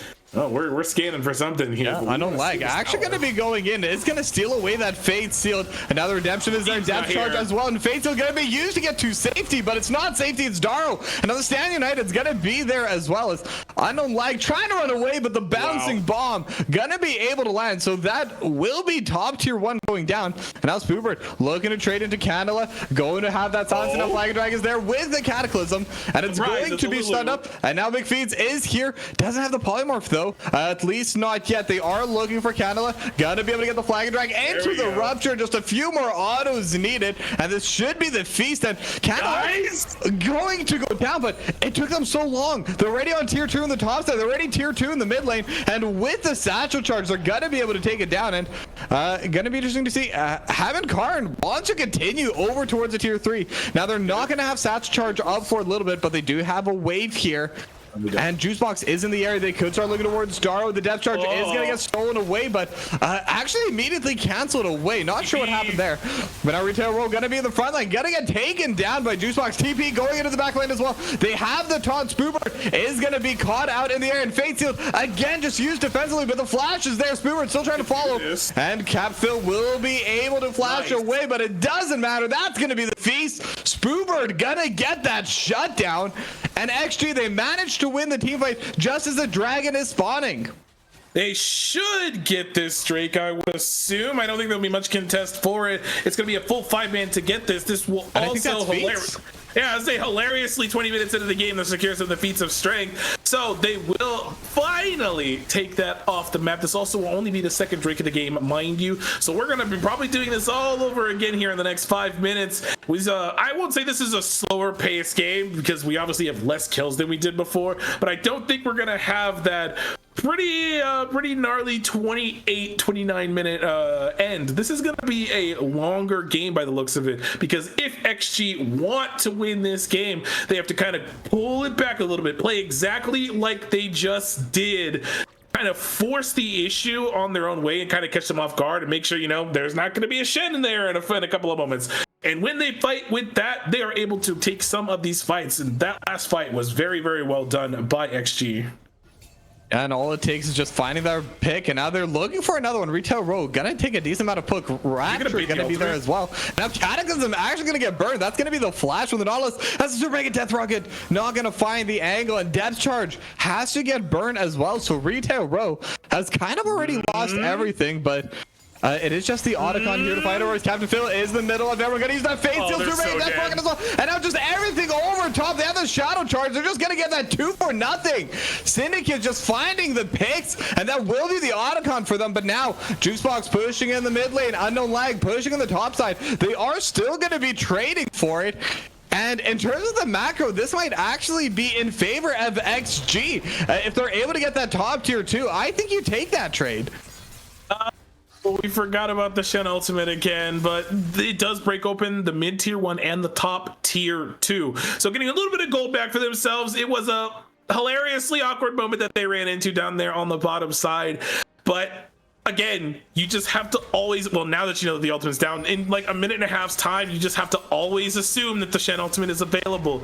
You have to take a fight that you know he won't be able to respond to with, and they just unfortunately got caught off guard once again. Time and time again, once the Shen ultimate's available, they try to run, but he's just able to be there instantly. So the Otacon is now off the map. The next Drake is up in about 3 minutes time now, but by no means are XG Gorilla out of this game. They can still do something. We saw that in the previous fight. They just have to kind of let this Jinx continue to scale, let her get her second item, and then I think that this game is very doable for XG. Yeah, especially if they're able to chain together kills. I mean, get excited, in my opinion anyway. It's one of the strongest passives in the entire game. So even if Juicebox is behind, once they have those 2, maybe 3 items, if they're able to get 1 or 2 kills early on in the fight, they could absolutely run through everyone. And there's no marksman on the side of Syndicate, so they're not going to have that late game scaling, at least not with that consistent damage. It is going to be mostly skill shots for them, as now Spoobert gonna get hit by the Dreadline, Fade sealed, Mega Inferno Bomb as well, and there's just nowhere to go. Spoobert just gonna get taken down, and it's a 5-man effort coming in from SDP. All 5 members were part of that kill, but again, with no objectives up, I'm wondering what they're going to do next with that advantage. So I'm kind of wondering, is it really worth doing that? There's nothing to really get on the map, but this might be worth it. Yeah, could look for Cocoa Puffs, but they decide, nah. Sorry, I had to do that. But I mean, they did manage to get the vision over in the bot side of the jungle, and that does count for something. It will make the next dragon a little bit easier, as Captain Phil just gonna be trading, and this Yone is definitely dealing damage at this point. 1, 2, and 6, but has the Infinity Edge, has the Blade of the Ruined King. I mean, this is gonna be a pretty strong Yone in the team fights, and is level 15, by the way. I just realized, but it's way ahead of the pace of the game. So you haven't heard me complain about Yone yet, and I don't like this champion for several reasons. 1, 2, and 6 has participated in a couple of fights, but that's when the Shen's on top of him. But there are moments where there's going to be one moment in this game, I promise you, Captain Phil is going to miss everything and still get a kill somehow, because that champion is just overtuned. But we're stopping backs here. They're looking to trade, and Coco actually going to jump onto Retail Road, just buying some space right now. Stand United is going to get stolen away. And now Depth Charge is going to land Rupture into the backline, as Captain Phil does TP back in, trying to find a place. Realm Orb looking into the backline, and now Super Mega Death Rocket only going to land onto one. And now the Rupture lands on 4, and look how many they're able to find. They're going to take down Retail Road, but it's 2 for 1 so far. Captain Phil dealing so much damage in the backline. Stan United going to be here as well, but going to get traded back. They get excited, buys enough speed, and the Super Mega Death Rocket not going to land. And that was a 3 for 2 in favor of Syndicate, but we're starting to see Juicebox deal damage. Okay, that is Jinx with 2 items in now, Alas Whisper, in case anyone's wondering. That fight was close, I have to say, but once again, that taunt just doing a lot of work. The Stand United was used as well, so that's a little bit of a consolation prize, I suppose. But at the end of the day, I mean, this is a 1 fight for SDP. They get the drink at the end of the day. They're able to, once again, now it's 2-2. We could be here for a long time. They also got more gold onto themselves. However, the best possible scenario is Juicebox got kills, Juicebox got gold. That is now a 2.5 item Jinx you are staring at. Something that they can definitely look towards coming into the later parts of this game. Now, we haven't talked about it at all, but this Shen build is obnoxious, and I love it. Redemption with Locket, with now sitting on another Bombi Cinder as well. This is probably one of the greatest builds I've ever seen in my life.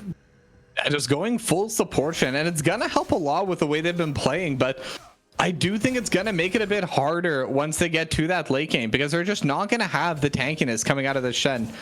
They will still be able to have that kind of AoE damage block, that auto attack block, but they're not going to have too much else after that. It's just going to be Retail Road trying to tank in the front line, who also has a locker, by the way, so a lot of shielding. Is now Unknown Lag looking towards Retail Road, has the root chains, not going to get thrown out. So it is just going to be a little bit of a trade, and they're not going to be able to get into that vision. As now Spoobert trying to run down Canela, and the damage is just so high from the stride, just dodging away EQ, yep. But the Shen exists. You forgot again, Spoobert. And now the Rupture is going to be there, almost cancels the Flash E, but it's too little, too late. Haven't Karm going to be able to get the kill. Is now in the meanwhile, Captain Phil is fighting into 3, and with the Kingslayer, Unknown Lag will be able to get the shutdown. So that is going to be a 1-for-1 trade across map, but they could look for more. Juicebox is in the area, starting to get a couple autos down to Retail Road, but everyone else has already been pushed back, so it's just going to be the 1-for-1 for now, but Canela gets that push in the bot lane. All right, so with that push in the bottom lane, might not get the tower, might get it. It looks like that the Silas will get there. 2 levels down, by the way. Just unlucky how far behind. Retail Row going to get poked out just a little bit. We have an angle here from Cocoa Puffs. Maybe there is no Shen ult, so they could do something here if they wanted to. They're really thinking about it, but I just don't think you do that with this disadvantage. Now, if Cho'Gath could TP from behind, then maybe. But unfortunately, they don't have the vision right now. We see that a lot of the wards on the map are red wards.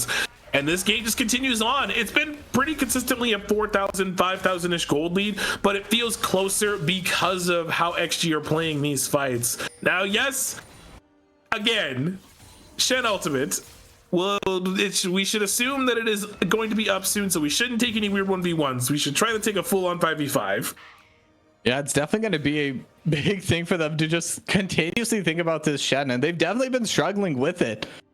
But I think a slow pace right now actually benefits XG, because they have a Silas, they have a Jinx, they have a Cho'Gath. Their scaling is really powerful, and I'd even argue better than SCP's. I mean, they're going to scale fine as well. They have the Yone and the Rise, but when you're behind, you care more about just getting those 6 items, because once both teams are on 6 items, the gold lead no longer matters.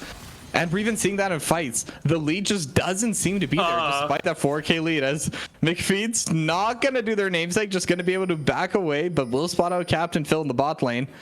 And now Baron is available, so that could be an opportunity for SDP to kind of force a fight sooner rather than later.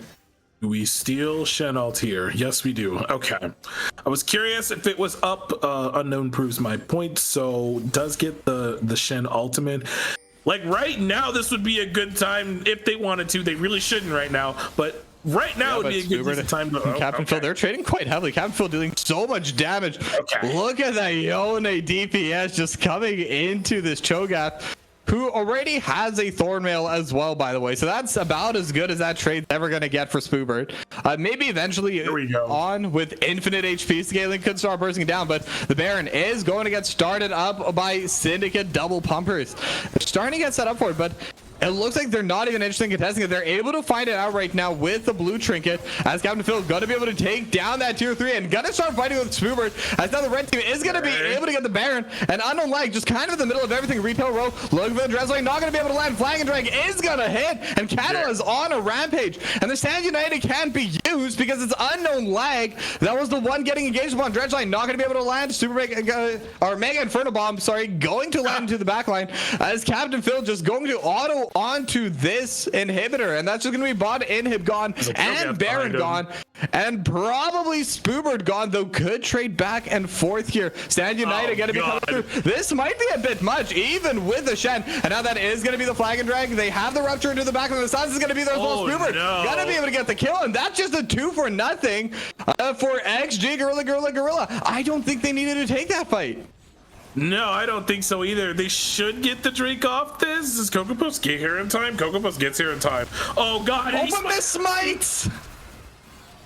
And that's going to be the flash burn as well. A bit of an unforced error. They're just panicking a little bit because there were 3 members. But that's going to be the sole point going in favor of Syndicate double pumpers. Really unfortunate mistake there. All right, so they do a good thing by catching out 2 members of SDP, and then we have a whoopsie moment because we smited early. Okay. So the good news is no one died. That's the good news. The bad news is they lost both neutral objectives. So 3 members still have the Baron on the side of SDP. They're going to be fine with that. Okay, we lost 2. Whatever. It doesn't matter. Our Ziggs has it, which is important because his wave clear is just a little too good. That's one of the other things that I didn't really get to mention is like the wave clear is really just the Jinx because no one else is really gonna have that good of wave clear to Baron buff minions because Spooper rather is not gonna walk up close, not into this team. There's way too much poke, and from there it just makes it a little bit difficult for the side of XG to like resist some of these sieges as Daro should not be caught here, has flash. Yeah, but I don't like it's gonna be here. Depth charge gonna get used onto the back line, and now Retail Row gonna get taken down a little bit low, but Captain Phil Fate sealed into the back line, only going to be able to land on the Spoober as now Coco Puff is just trying to get away with the flag and drag, and everyone's just trying to run away on the side of XG, but now they're gonna go in. Now the Cataclysm Captain Phil gonna be taken out quite low. I don't like it there. Super Mega does break, it does land. The taunt does land, but it doesn't matter. The taunt helps Juicebox, and now Megan Fertile gonna land into the back line, and it's going to be this Juicebox rooted in the back line, can't join the fight. Now gonna flash in, and starting to get pretty low, and just going in. This is what you want, paying for a kill, going to Juicebox as XG just turn around that big team fight in their favor. I knew the moment the Jinx passive went off, it's like, this is your moment. This is the time. Just keep walking forward. Homie was also minion blocks for like 90 years. I don't know if you saw that, but still able to secure the pentakill. And that is 5 kills that Jinx just got. The death timers aren't long enough for them to end, but wait. Are they not? They might be. Darl's still gone for 30 seconds. Spoobert is here. I think they may try to go for it anyway if they're bringing the TP, though it might just be there to let them safely take the inhib. But yeah, it's just going to be the teleport for the inhib. I was going to say they could, but it would be a very risky play. But Juicebox definitely going to be scaled now. That is so much gold that this Jinx is sitting on after getting those 5 kills, not including shutdowns. That's 1,500 gold. That's over a BS sword worth of gold that they're going to be able to have in their pockets. Are we doing Runaan's or are we doing 3,000 gold? So are we doing Runaan's or are we doing rapid fire here? That is the question. We're doing Phantom Dancer here as well. Okay, so it's going to be the rapid fire cannon. All right, so that is a 4-item Jinx with upgraded boots. That's a lot of gold that she just got. Now she's really strong. Yeah, okay, we're going for, I assume, GA next then. So, we're pinging everybody onto this Silas, who does not know he's currently in danger. Should know now. Never mind, does not know. So goodbye, unknown. Unless we run more out. Get stolen away. Gonna try to jump off, and we'll be able to get away to some extent. And actually, with the Fate sealed. Unknown leg with the fancy feet. Just gonna burn so much time from SDP, and even the Realm Warp and the Fade Sealed were both used by Syndicate as well. So excellent play coming in from the Silas. All right, well, for a moment there, I thought that Silas was dead, but psych, when you steal the Realm Warp, you can just kind of do whatever you want. This is a pretty impressive game 2 coming out of XG. I was pretty much ready to like write them off and say this series was going to go to 3 and this was done and dusted. But XG Gorilla showing us that they are not down or out as of yet. We are seeing it. Now Retail Row gonna get jumped up. Cataclysm gonna get used as well. Now get excited. Has been proc. Juicebox still looking for the backline, but Hammond Karn just going to shadow charge over the wall and get back to safety. But that's going to be a lot of the crowd control missing now, and will spawn before Dragon, but might not be there for the start of that fight. Yeah, and this is the soul for SDP if they end up securing this. We do have a caveat on the other side. There is a Baron. They do it quickly with Yon there. I was going to say if he wasn't there, then that was not going to happen. So this is a possibility. We might get our good old-fashioned burger flip between these 2 major neutral objectives. They do see SDP on this ward, and this is going to be really tense. Yeah, now Candela got to get slow with the zap, and now the fight lands onto 2. Rupture just to take Candela out of the fight as well. And now Juicebox 3 hitting into the backline, but the Fate Seal is going to land right onto your Jinx. And now there's also going to be the Stand United, and their juice box is going to be going unknown leg, still trying to trade back and forth, but Spoobert actually gets a kill over in the back line, as now Canada trying to run through. I don't like this deal with the Fate Seal, but just use it to escape. So it is just the 2-for-1 for now, but now Canada might get hit by the Cataclysm. The flag is going to be there. Do they have enough damage for this? They have the silence, but the shielding coming through, and we'll try to trade back and forth. Spoobert still alive. Retail Row, though, could be in a bad spot as well, and it is just going to be unknown lag, just going onto this Nautilus. The Rupture not going to be able to land, and just a couple more hits of Vorpal Blades. It's another 2-for-0 in favor of XG, as in the meanwhile, Daro is trying to solo out this dragon in the bot side of the map, but Baron is available. It's Mountain Soul traded for Baron, and if they're even able to get it, Captain Phil is full health, is in the area. Fate Sealed gonna be back up soon, as Unknown Lag could be looking for the fight, but they don't have Juice Box yet. The Rupture not going to be able to land, but it is going to set up the rest of this play. Right, and not going to be able to land the jump. The Rupture not going to be timed as well. And now they're going to start going in. Captain Phil forced to flash away. Unknown Lag will get the kill. And now they're pinging towards the mid lane. The dragon is still getting taken, but Daro actually going to be using the TP to get back. And the not going to be able to steal it back. But now they could find Hamid Karm. Unknown Lag is in the area. Spoobert trying to hit onto those turrets, but not going to be able to get it yet. Will flash away. And now Flag and Drag is going to be there. It's now Hamid Karm now in the backline. And the Cataclysm is going to get burnt. And Juice Box is here. Juice Box dealing so much damage. And now that turret is starting to get a little bit low. And that could be a free reset for Juice Box. Just needs 1 or 2 more autos landing onto it. And that's going to be a little bit of healing coming through from the redemption. But you got to remember, they still have the Mountain Soul, so XG, they're gonna back away. It's 5v3, but they're gonna go over towards the Baron instead. Oh my words. So we almost got a Nexus Tower. However, we got 2 kills out of that whole exchange. We're gonna get the Baron off of that as well. So honestly, major win for XG. Yes, but the Mountain Soul is a permanent buff. Honestly, who's really winning this game? It's the viewers, it's Twitch chat. They're the ones winning, watching this absolute masterclass from XG. Again, I literally said about 10 minutes ago that I thought that, oh, we're getting applause, but I thought XG was done and dusted. We were going to go to game 3, but with this Jinx getting that pentakill, she's on GA now. This could mean XG could take this game. They're in a prime position to do so. Yeah, they're in a really good position to just absolutely take over this game. And at this point, they have the advantage. Their inhib is back up. Yeah. They're the ones that took down the mid lane inhibitor. And with Baron buff, they could just start pushing through lanes. Just start going through the bot lane. Let the cannon minion itself do it, because they don't have long range wave clear on the side of Syndicate double pumpers.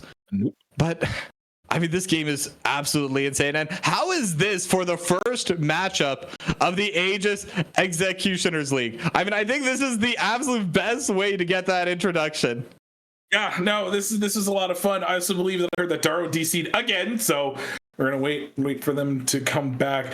But what an absolutely nutso first series that we have on our hands. If the other series are just as good as this one, then this league is in for a banger split.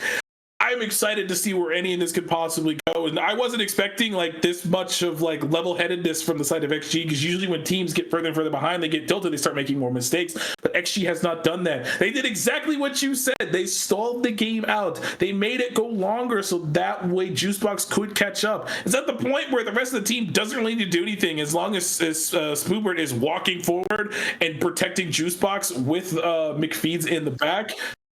Hey, what can I say? You're pumping up your Jinx. She's doing all this damage. We're going back into the game right now. We're going to get the Riot Games pause in just a moment as we're hitting it right now.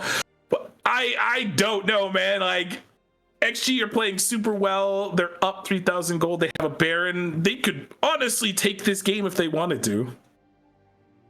Yep. I mean, oh, this is going to be so close. Because one team fight at this point, enough structures are down for both teams that if anyone wins a clean team fight, they can just end the game off that, regardless of which team it is.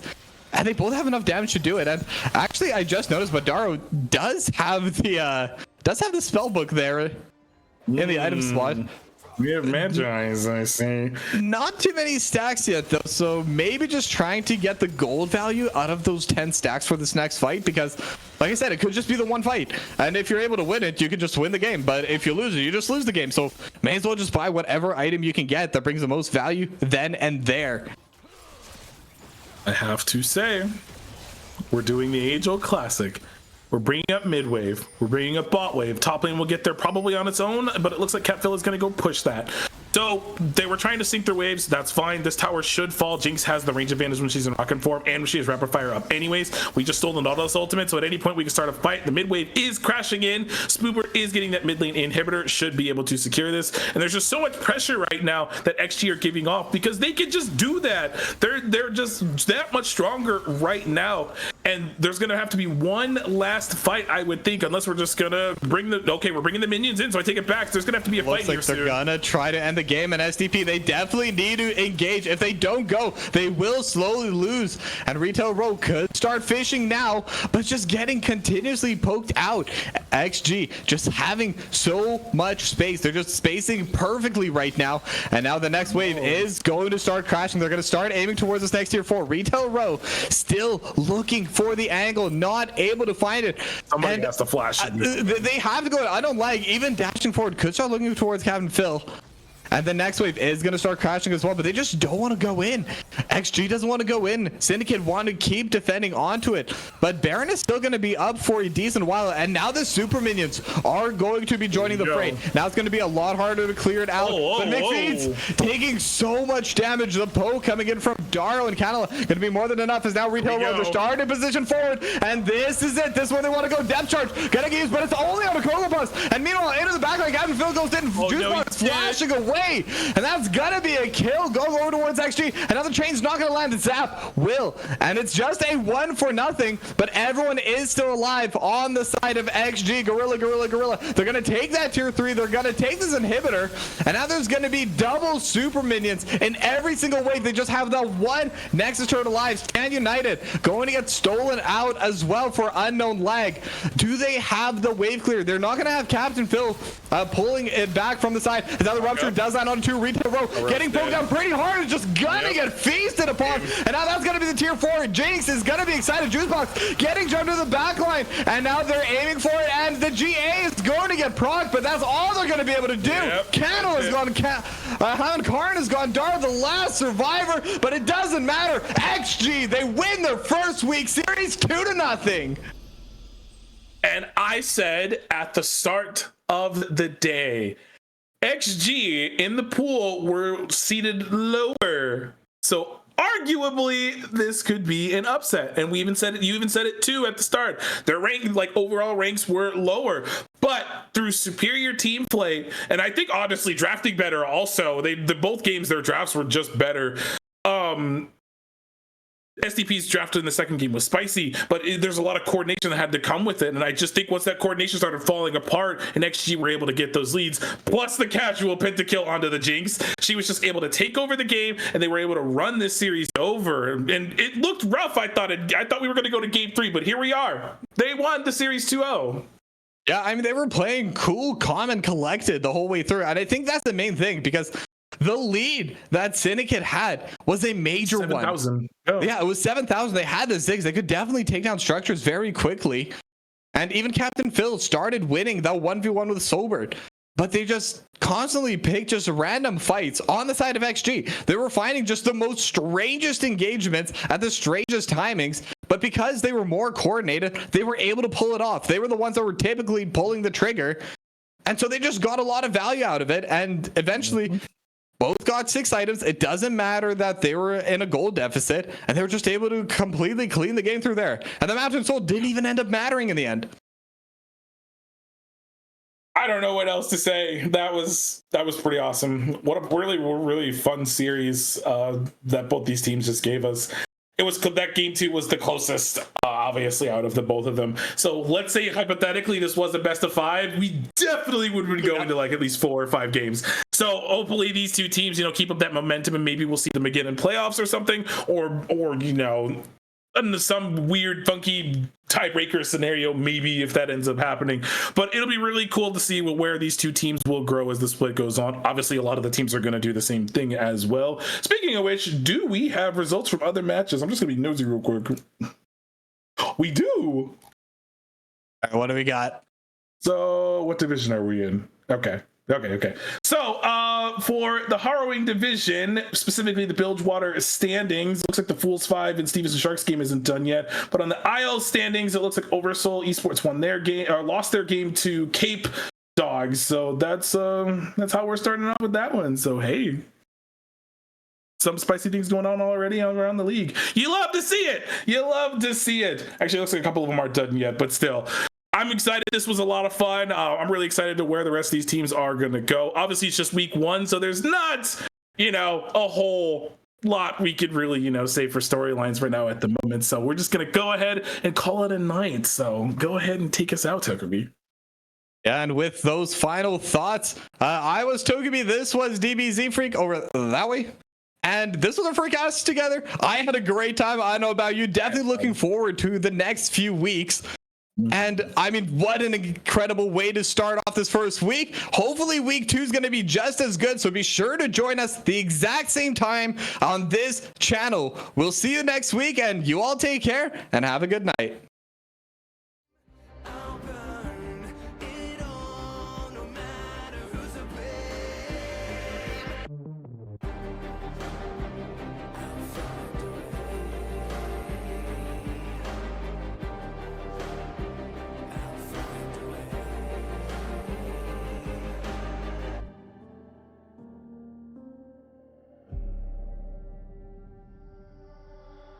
And every time I close my eyes, a little less of you.